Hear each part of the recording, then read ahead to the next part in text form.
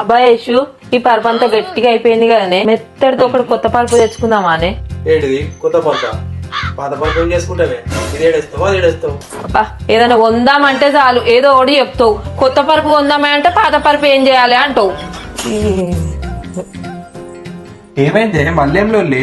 ఏం లేదురా, పరుపు అంతా గట్టిగా అయింది, కొత్త పరుపు తీసుకుందామంటే ఈ పాత పరుపు ఏం చేద్దామంటుండు డాడీ. దానికి ఎందుకు లొల్లి? నేను చెప్తాదా, ఇది ఎక్కడ వాడేసే అవసరం లేదే, వాళ్ళకి పాత పరుపు ఇస్తే కొత్త పరుపు ఇస్తారు మనకి. అవునా, ఎక్కడరా అది? ఈ పరుపు తీసుకొని కొత్త పరుపు తెచ్చుకుందాం రా. రేపు పోదాం పక్కా.